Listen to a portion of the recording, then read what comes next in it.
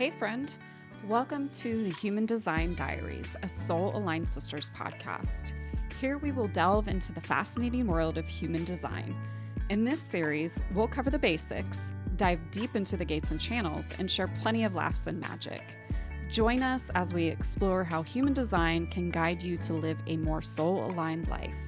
Get ready for insightful conversations full of practical tips and insights to help you on your journey. Let's explore.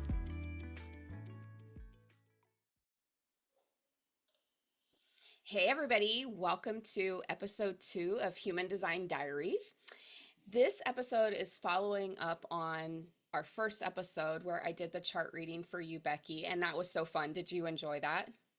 Yeah, it was really fun. And even though I knew some of those things, it's nice to be like reminded. Mhm. And also like digging into the intuitive gates and channels really helped me sort of like see some things a little bit more clearly about myself. So yeah, I really loved it. It was Oh, cool. it's very magical. Yes, I loved it too. It was fun. Like it's like I look at your chart every so often, as we're working together and stuff, but it was fun to really go back and go through it again in a kind of a different way because we haven't done that in forever. So Yeah, that it's was a been lot a of good, fun. yeah, 3 years or something. So Yeah, yeah, right. Yeah. I think you're like the third chart that I ever pulled. It yeah, was like me, then my son, then you. yep, So, yep, that makes sense. well, I think for today, one of the things that's really important to me when I share human design is to talk about it in like the esoteric way and the themes and things like that, sort of the high level, but also to ground it in reality, to ground it in the day to day, because it is not meant to be just like learning it for funsies. It's really meant to be implemented and practiced. And so, one of the things that came up when we talked, and it comes up with lots of generators. So, just as a reminder to the audience, when I talk about generator types, I'm talking about generators, if your type is generator or your type is manifesting generator. Those are both considered generator types and represent 70% of the population. And the thing about generator types is me and you, Becky, I'm a manifesting generator, you're a generator. We have a defined sacral center, which is where we hold workforce and life force energy. And so that gives us the ability to sort of consistently show up with energy to do life and work. But it doesn't mean that we don't burn out. And in fact, most people that I talk to have experienced burnout or are currently going through burnout. And you and I talked about that too. Mhm. But the antidote to me to burnout, there's a few things. But one of the antidotes to burnout is really digging in on your passions. My theory, and I think, other people share this theory. Maybe I learned it from someone, maybe it's just a theme that I sort of came away with on my own study. I have no idea. But the idea is that if you spend some of your energy, your workforce and life force energy, pursuing things that light you up, then that helps balance out your energy for the things you don't love as much. And I think I asked you about this during our last session, but I want to come back to it because in the real world, you and I have been doing a lot of work over the last like 6 or so weeks to kind of refresh, rebrand all of our offerings, create new things, right? We have this podcast and we have a second podcast coming out unrelated to human design.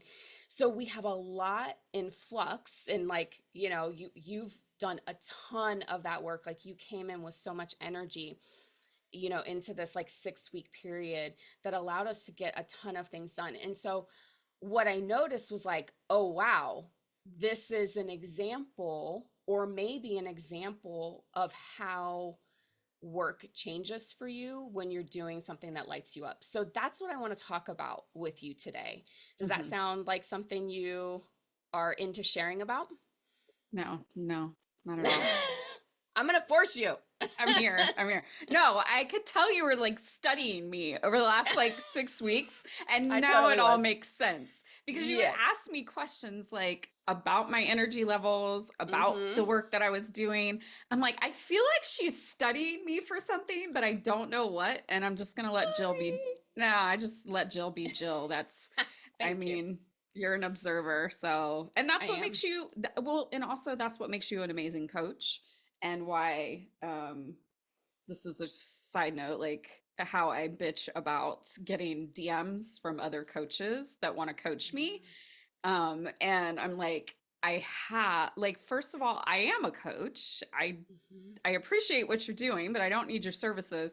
But if I did need a service, I would just go to my business partner and BFF and sister, and because she's the best coach I ever, met. Like, Oh, that's so kind of you.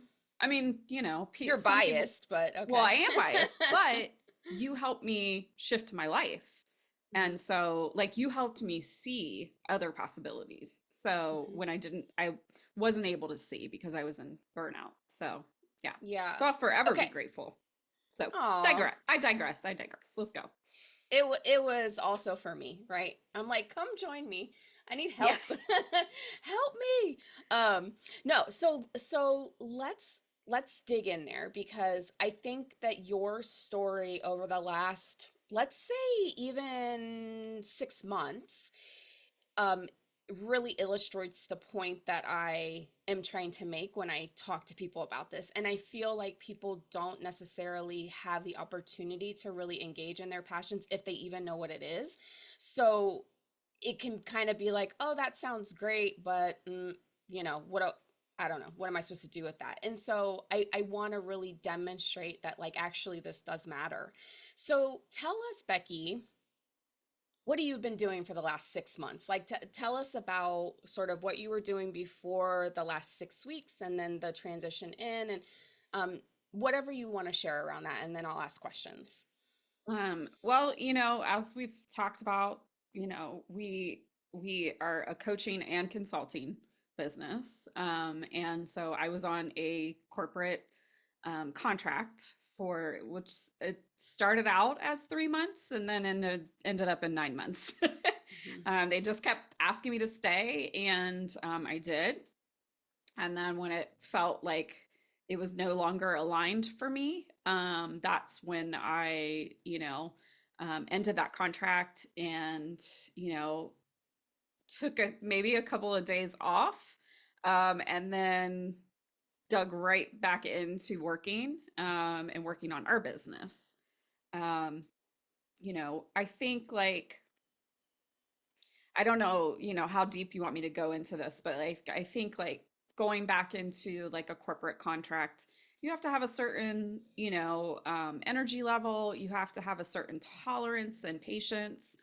Um, it's hard. Like once you leave corporate America and then you go back in, it's like a whole thing.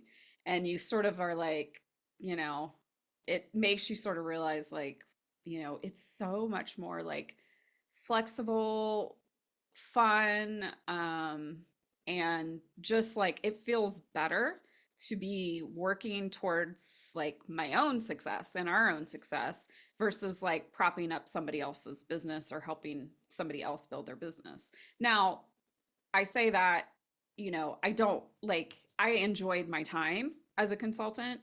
I did, because it was the right setup, I did get to work doing some things that I really enjoyed, but I also had to do a lot of things that I did not enjoy. And that did drain me. And so I felt like I was not very present in our business during that 9 months. I was still here and there, but I definitely didn't have as much energy to put towards our business. And the biggest thing that I find is that it's like a corporate, like, sucks the creative life force out of me. That's what Mhm. I've figured out. Unless I'm only doing things that I really like, which is mentoring, creating trainings, documenting things. Like if I'm having to do other things that I don't enjoy, it's like my creative energy just like goes right out the window. I Mhm. don't, and I don't know. Um, why that is, I'm sure you have some theories, um, but yeah, you find that like spending time working in like a jobby job, it really like takes your energy. And so like when it would come to the end of my day, I'd have all the intention of sitting down and doing some things for our business, and it just wouldn't be there. It just wouldn't be there. And so if I didn't have any creativity or any ideas, like how could I move forward? And so Mhm. I just felt like um, I wasn't showing up for you, is sort of how I felt. And so when that contract was up, I was like, okay, bet now it's time. Now it's time to actually do some things that are for me and for us, and that will be fun. And I'm hoping that I'll recover my creativity, which I feel like I did. I feel like I did. I think you did. I'm looking at the results of all of your hard work over the last 6 weeks, and I'm like, damn. Well, why don't you Like, tell it? Like, cause for me, I'm like, it's been a whirlwind. I've had yeah. to-do lists. I still have a to-do list. But I guess maybe like lay out like what did you see me accomplish so quickly that perhaps like, you know, burned out Becky couldn't have helped with. Yeah. I mean, there's so much, right? Like, I think your time on the contract really coincided with a hermiting time for me. I'm a 6-2 profile. The second line really needs alone time for integration. Yeah. And I definitely embody the hermit, which Yes, is you do. the traditional name for the second line profile. And I went through such a transformational time last year. I mean, really the last 18 months have been, I would call, probably like dark night of the soul type energy. The last 18 months for me. Yeah. Fortunately, I was sort of, the process begun, and like I got through like a year of that, with a really strong Akashic practice, which, I took that Akashic mentorship with my mentor Leah Garza, Crystals of Altamira. I just adore her. That was a really transformative and transformational time for me. And so, and it continued. So even after the mentorship ended in December, my transformation, my integration process continued into probably May. And so while I was like frustrated and like I feel like we're not moving forward, I feel like we're not doing anything, and I may have even like been feeling like, oh, Becky has like abandoned me. That was my stuff. That was, I needed to be in this period of dormancy to really integrate and be prepared to like step forward in a more full version of myself. And I think that has, like, I'm seeing that, right? Because we're doing a podcast. We're doing not just one podcast, we're doing two podcasts, right? So I think that like your time in the corporate sector and on that contract for like the last 9 months or so was divinely planned, Oh right? yeah. Like it was exactly what you needed, and it was exactly what I needed, right? For you to be Yes. kind of away so that I can be in my own shit, if you will, like working through my own things. And so when I kind of came out of that, like it was, not very much longer that you came out of your contract. And so Hmm. then we were really ready to like, okay, let's go. Like we felt the energy shift enough that we could be like, okay, let's switch some things up. And so when you kind of got a hold, like came back into like the business really with all of your focus and attention, I was just amazed at how much you were able to accomplish. And I thought, man, this is what it means to have a generator in her like power. This is what it means to have somebody who is doing work that lights them up, because you single-handedly figured out how to make a YouTube series, right? With all of the trimmings and the intro and the outro and the designs and the editing and all of that stuff. Not one, but two different YouTube series that we're starting. We rebranded one of our coaching programs completely. Yep. You um sort of through responding to opportunities coming your way, designed your own new offering, which is the resume revamp, right? Where you offer essentially a resume service to people who are, looking for work or whatever. Mhm. That's brand new. And the other thing too is like you can't, like you have been so, I think, resistant to doing coaching, and that has shifted. Like maybe you're not full on out there like I'm going to offer coaching packages now, but you're offering coaching within our combined coaching packages. You're doing this resume service now. And so it feels like I really felt like, oh shit, she's like turned on here. Like there's something here. So tell me a little bit about what your energy level was like, not so much like in terms of um how it influenced whether you could work on our business or not, where you were in your contract, but just about like how it felt to you. Like how was your energy, because you were working like 30 to 40 hours a week, right? Yeah, and sometimes more than 40. So tell us a little bit about how that in and of itself affected your ability to do other things, not necessarily business related things, but just like going out, enjoying your life, doing, planning events, planning like get-togethers, whatever it may be. Like how did you see that time there influence your energy levels? Um, well, I mean, it impacted me. I think that like no matter what kind, like yes, when you're doing work that you really enjoy, um, it doesn't feel like you're like expending energy. But when you are doing work that you don't enjoy, you feel the expenditure of energy.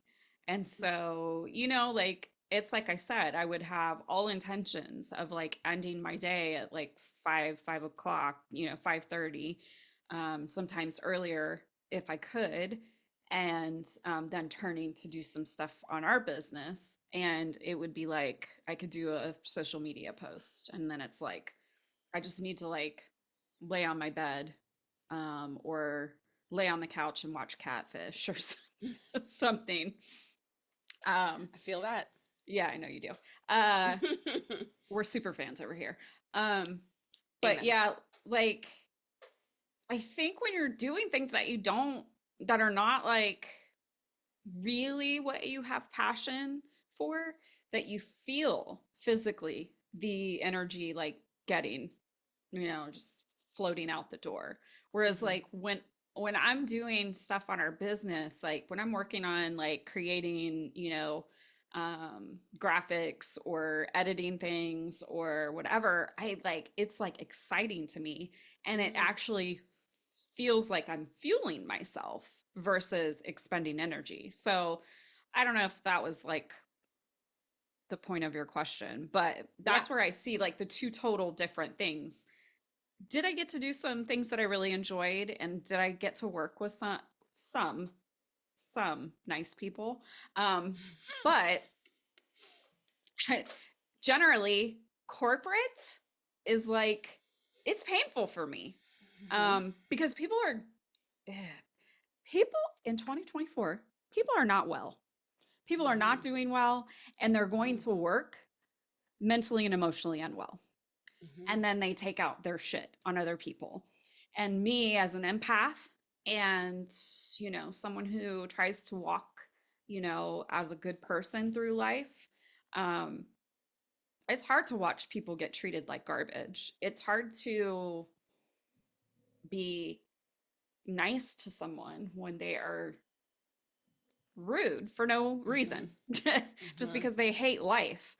Um, Hmm. that was what I experienced with some people at that place. And Hmm. that is an energy that I think that corporate America generally has right now. And Hmm. it's sad. And I hate that people have to like live that way. Hmm. But for me as an empath, it's extremely like draining, because what I do in a lot of these contract roles, I spend time coaching and mentoring people and advising people on how to operate and how to navigate. And so I hear these stories and I absorb it all. Whereas when I'm just working on our business, I'm not dipping into everybody else's energy. I might get some of yours, but you've been out of corporate for a long time. So like working with you, it's like, hey Jill, I know I said I would finish the podcast editing, or I know I said I would like get this thing done. But I really want to like go get a pedicure. And you're like, you should do what you want to do. So Mm-hmm. like it's a totally different vibe. And Mm-hmm. in working on our business, it feels like it fuels me versus like taking away my energy. Mm-hmm. Yeah, and I could see that, right? Because I was so amazed at how much you could accomplish in such a short period of time. And you and it's not like you were like, "Oh, I know how to do all this stuff. I know how to edit a podcast. I know how to like get something on YouTube." You learned it all like from nothing, right? By teaching yourself, right? You went and looked for videos or researched or whatever, but you learned it all. And so the fact that you were able to do it so quickly, I was really amazed by it and grateful. And I was like, I could, you know, what I say about manifesting generators of, that's the type I am, is like nobody works faster than you. And I'm gonna think about how I talk about that going forward, because I think you demonstrated to me that a generator who is in their purpose, who is doing something that lights them up, who is passionate about what they're working on, who enjoys what they're working on, is super powerful and can move extremely quickly, right? That's not just a manifesting generator characteristic. Like maybe it's more a generator characteristic when you are in something that feels really good to you. The issue I think that most people, maybe people watching this, will maybe the critique or the like pushback that they will give us is like, not everybody can have their own business, not everybody can work a contract and like then somehow survive outside of corporate America. And like it is not easy, to be clear. Right? It Yeah. takes like the only reason I'm surviving building a business from the ground up in a down a path that is non-traditional and using business strategies that are unconventional is because I have a partner in my life who's able to help provide for our family and provide for me. And so that's not the case for everybody. Like not Right. everybody can just like walk away from corporate America. Like whether we like it or we hate it, it is what it is, right? That is how most people earn a living. Yeah. And you can't, like, as much as maybe like people would like to exist outside the system, that's not possible. There is nothing else right now, right? That Yeah. we can like transition into. So, one of the things I tell people, and I would love to hear how you can reflect on this for us too, based on your own experiences, that even in your job, carving out places where you're doing work that feels good to you is so important. And if you are in a position that doesn't give you that at all, then ask for it. Yeah. Then go to your manager and say, the way that I'm working is not working for me.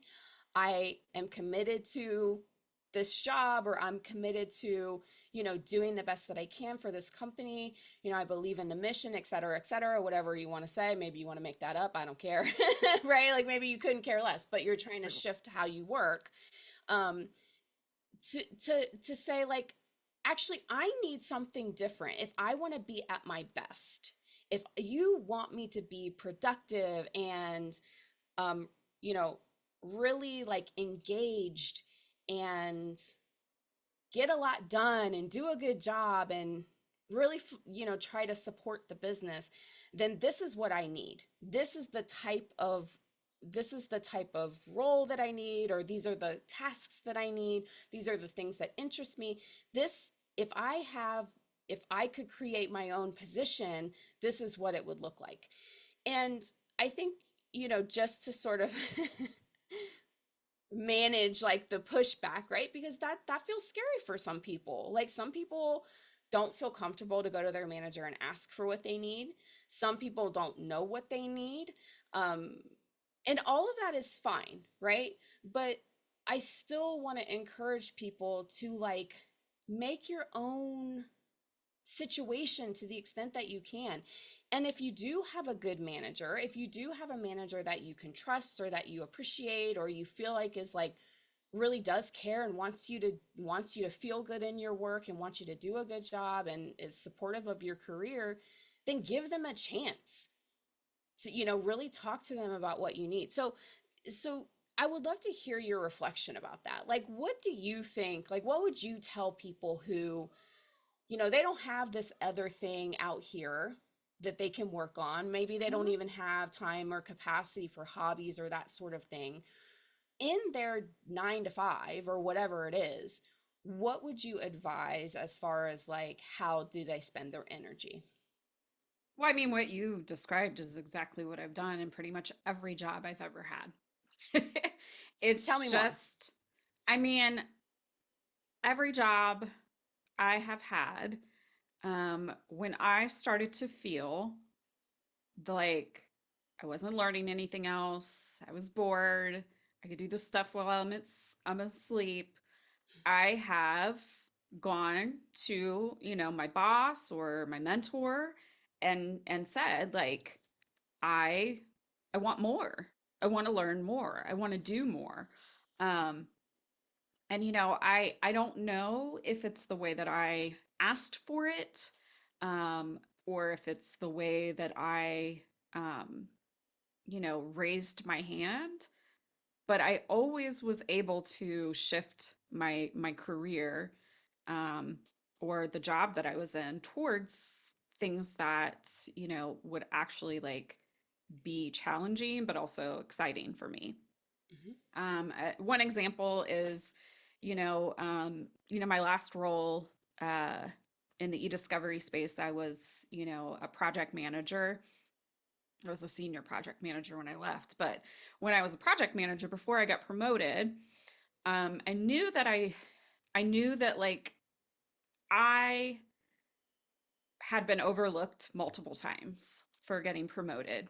And I knew that like, okay, well, I'm doing these things on the side. Um, I want to make it more formalized. I want to make it so that people recognize I'm doing these things on the side, because on the side I was, taking new people under my wing. I was doing check-ins with them. I was, like available. I had an open door policy to anybody so that if they needed help or some advice or whatever, they could come to me. And, not everybody did, but some people did.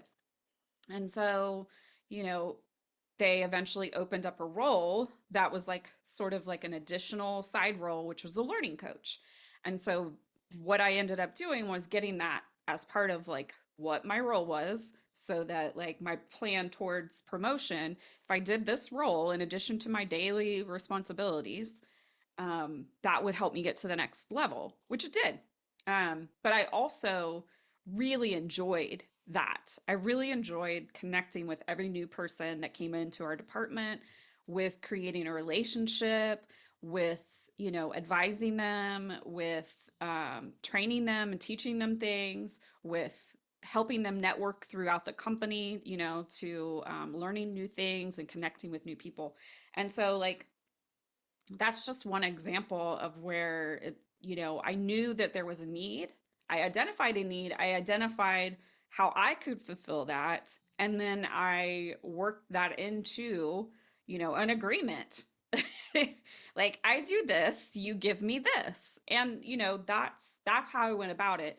I think that like sometimes people, they go to their bosses with a problem. Um, they don't go with solutions. So, the way that I've always approached these things in corporate America is I identify the issue myself, whether people are aware of it or not. And I figure out what's the solution for this. And then I go and I plant the seeds to see if these things will grow into like maybe a new role, maybe a new program, maybe, an additional responsibility that I could put on my plate to be able to say, see, I did all these extra things, I should get promoted. um do they always do what they say? No, no. But there are things you can do to push them towards it. Getting things in writing is a great idea. Hmm. But yeah, like, figure out the things that you really excel at and that you enjoy doing, and then figure out where there's a problem, identify a problem, figure out how you can help solve that problem with the things that you enjoy and you're passionate about and putting work towards, and then go to leadership and say, you guys have this problem, I can do this, let's do this together, you help me, I'll help you. And Hmm.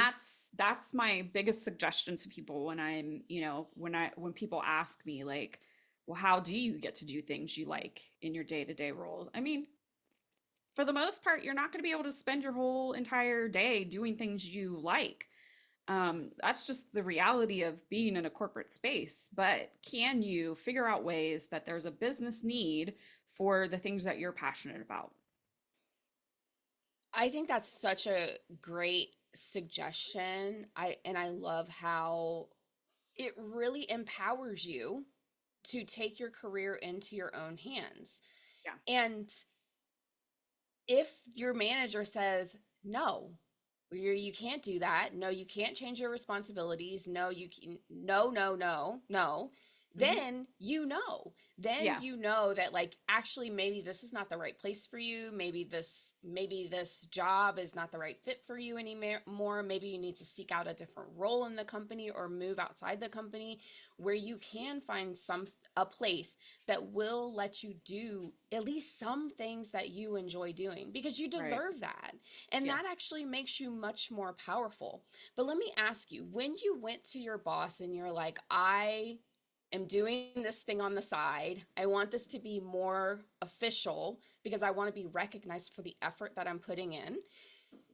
What, like, how did you manage or talk about whether these additional responsibilities or these different responsibilities would be added to all of the work on your plate, or whether you'd be able to create space for those things? Because my concern for people is they go and they're like, I want to, this is the thing I love to do and I really want to do it.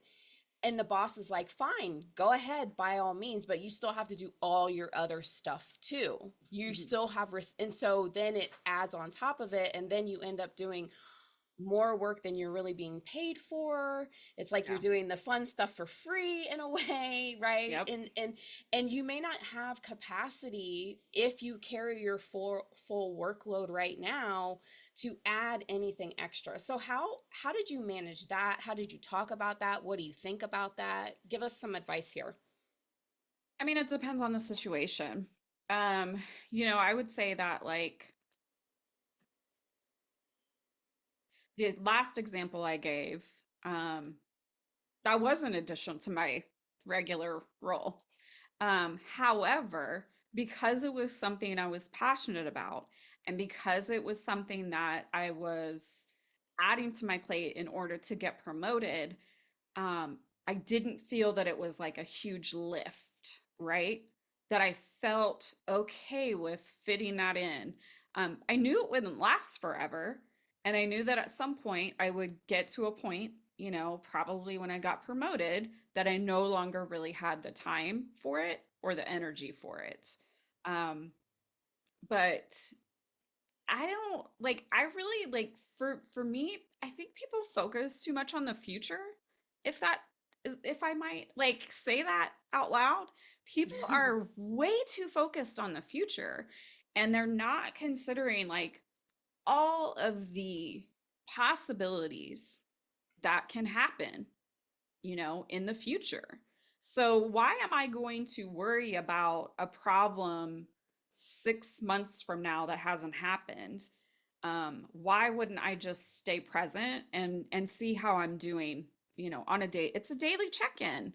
If you don't feel like doing that extra thing, then don't. Wait until you have some time and space for it. Um, my other, like, the other example I have is when I was in the public sector. I got the opportunity to create a brand new role that was a hybrid role that were basically two separate jobs, but possibly both part-time. So I brought those two things together to make one role. And I will say it was probably one of the funnest jobs I ever had, because I got to spend my days focusing like a third on this, a third on that, a third on this. Um, and that was, I don't know, a chance of a lifetime to get to create a role. However, I really want people to understand that it's not that unique. That if you can identify the needs and you can create, like, in your mind, an idea about a new role, um, there's nothing wrong with bringing that to your bosses, your leadership, and you have to kind of release any kind of expectation around it, but you can put it out there and say, like, this is something that I think would be really helpful. I think that this would be a great role, and then say, if it ever comes to fruition, I'd love to be the first to be considered, and see how it goes. They may take your idea and create a brand new role, or it may go nowhere.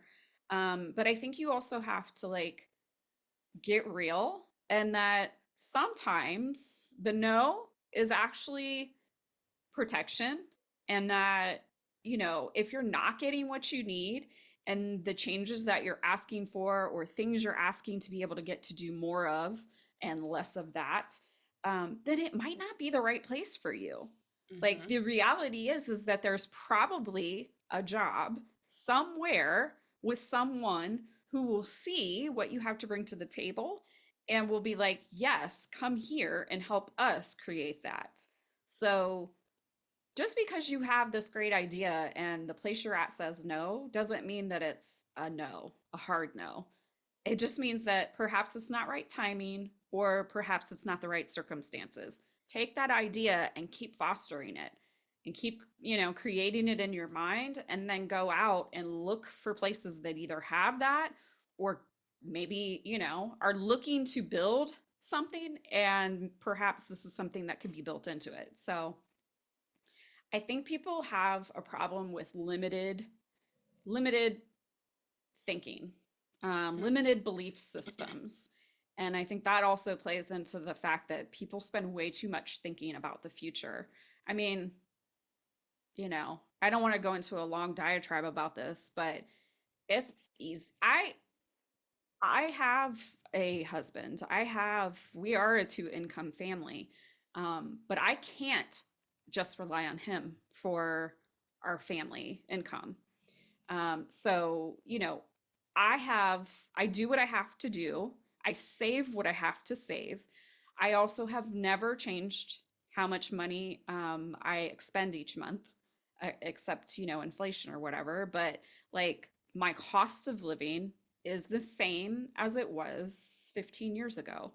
And I do that, it's painstakingly done. And, it's something that I have always kept in the front of my mind, because I never want to be trapped in a golden cage. I want to have the freedom. So, how do I get this freedom? People who push back and say, like, well, you work for yourself, so it's easy for you to say all these things. Yeah, I work for myself, but I'm using up my IRA money. Mm-hmm. I am doing things that are unconventional that other people may think is absolutely batshit crazy. And guess what? I don't care.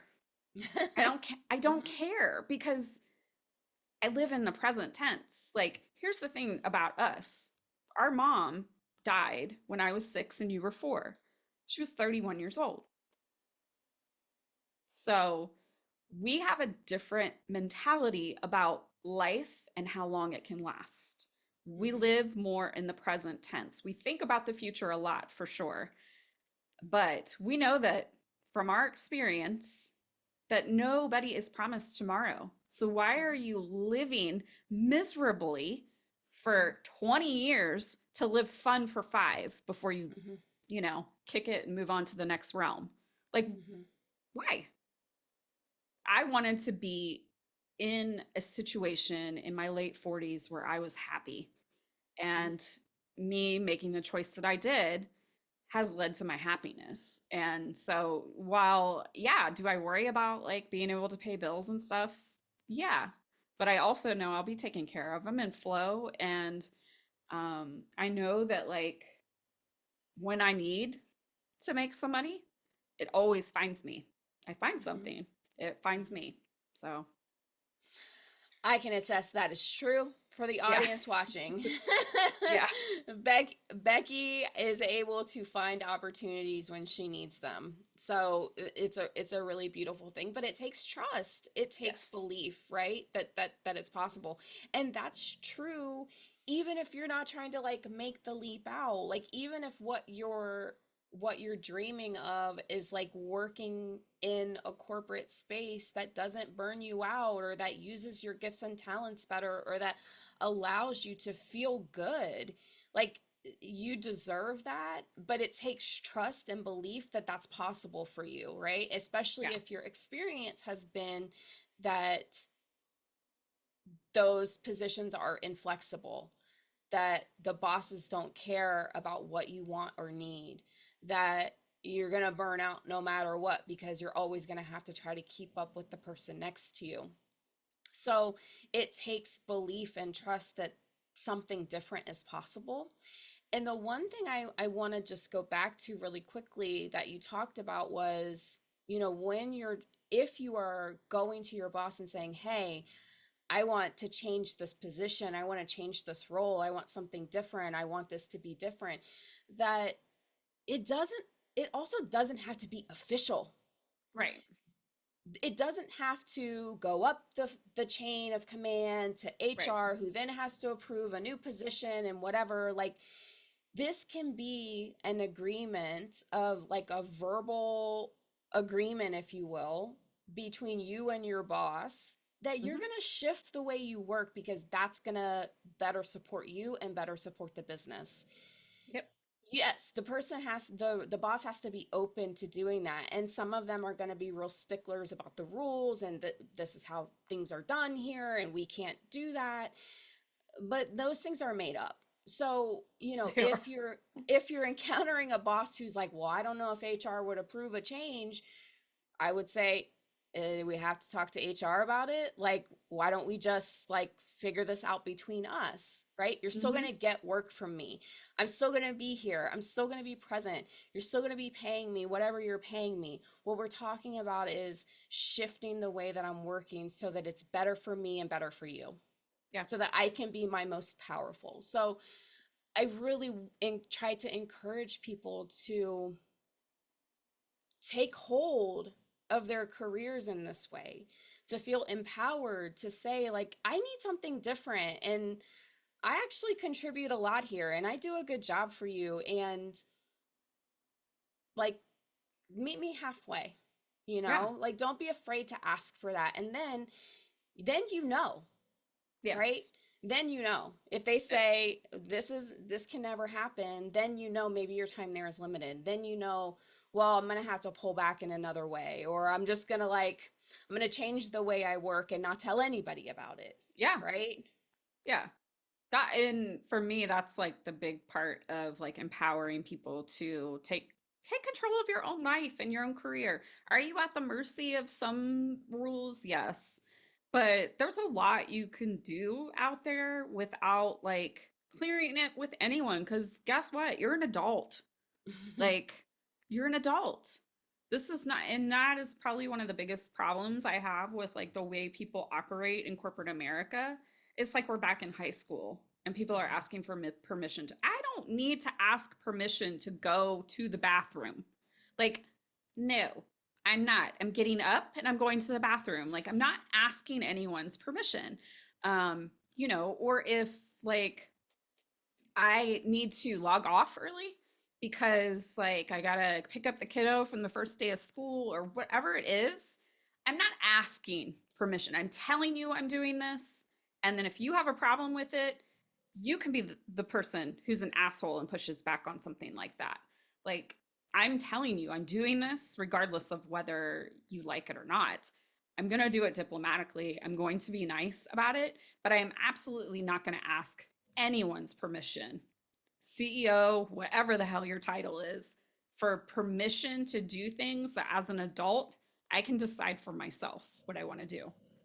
Mm-hmm. But yeah, if you're at a place where they're completely inflexible and they don't want to hear your ideas or anything, um, sometimes if it's a big place, ask for a new boss, ask to be transferred to a different team. See if you can, if there's somebody over there that like has way more openness and understands that people need to feel some sort of control and flexibility within their life and their work, um, ask for a new boss. And if not, that's not an option, then start exploring. Connect with some recruiters, like see what else is out there because life is way too short to stay unhappy and in a place that doesn't really value you or see what kind of things you bring to the table. Then it's just not the right place for you. There will be a place that will. Mm-hmm. Um, I truly believe that. Mm-hmm. I do too. I do too. So bringing this conversation back around to where we started, my advice for generator types or alchemist types in quantum human design, which I studied, is to really tune into what you enjoy about Mm-hmm. work. What tasks do you like to do? What feels good to you? What do you get excited about, And then look for opportunities to do those things because grinding grinding it out, doing a bunch of things that you don't enjoy, it fuels burnout. Whereas finding ways to engage your passions, to feel lit up by what you're working on, or maybe it's not lit up, maybe you're just like, oh, this is fun, like, oh, this is cool, right? Oh, Mm-hmm. I like doing this thing. Like, finding ways to do that actually helps your energy level for the other stuff. It is a countermeasure for burnout. And you would not be, it would not be uncommon for people to like have no sense at all what they like, what they enjoy, what they're passionate about, especially if they're in work where they're not passionate about it and they're burned out. Like, being able to sense that is very difficult.